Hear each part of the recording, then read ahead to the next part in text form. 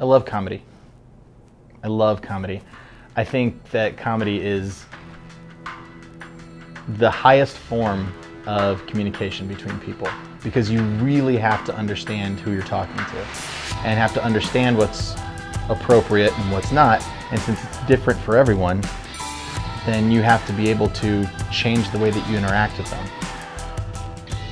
I mean, I love it. I grew up in a house that was made of funny people and listening to funny things, and two parents that found things funny that I don't know are funny to all people. I mean, my dad has worked in prisons, so his stories that are funny to him are absolutely terrifying to other people. I think developing that perspective about what other people find funny is the hardest thing to do as a person. I'm still concerned, and I need you to talk me down. No, I just need this. I don't ask you for much, so I just need you to deliver. It's true. Deliver.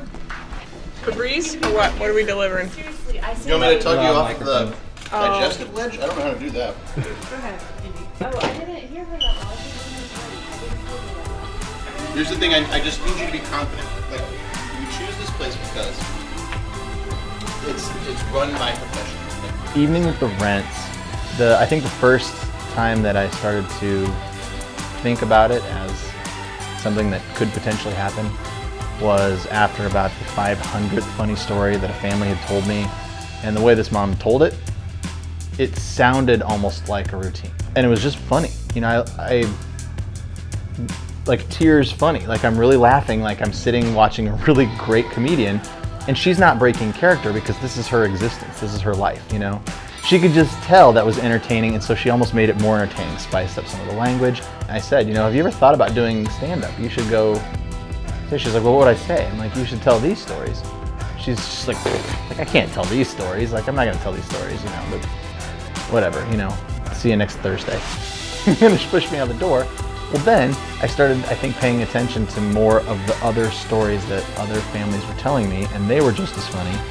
And they all sort of had that same idea that they can't tell that story in public because people are going to think less of them or think less of their kids because their kid's doing something different.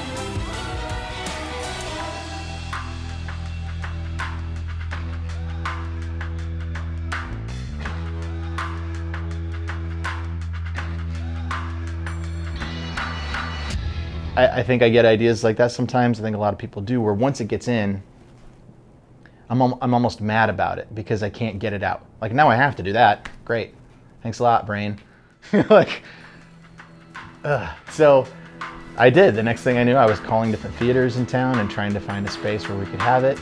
And then I started asking parents, would you really think about doing this if I gave you somebody to kind of help coach this? And from then, it just, you know, the ball got pushed over the top of the hill. My boobs are sagging so low, I can start to see my belly button through my cleavage. How many times in your life do you actually get to be part of something brand new? It's brand new, and it's terrifying, and it's exciting, and it could fall apart at any particular second, but because we all believe in each other, then it lands.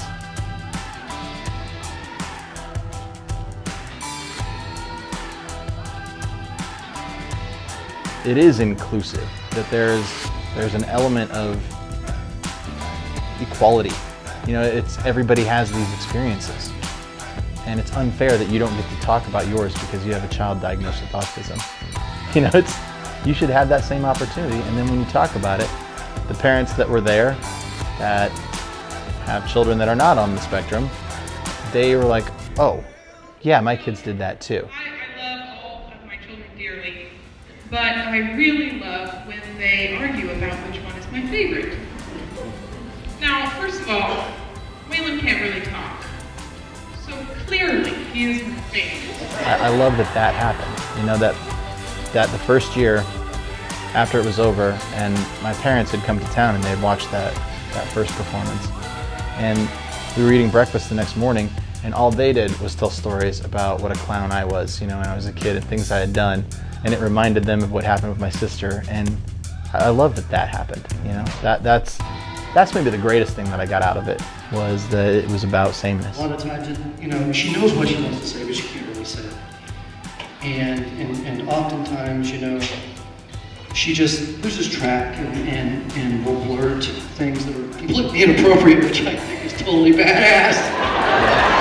That first meeting with the parents, I remember trying to tell them that the kids aren't the joke, that we're the jokes. The joke is us. We're the things that are funny, because we do really dumb stuff all the time, and these kids point it out, and the parents notice it, and that's what's funny. That's sameness. Everybody does dumb stuff, and if you look at it through their filter, we're the punchline.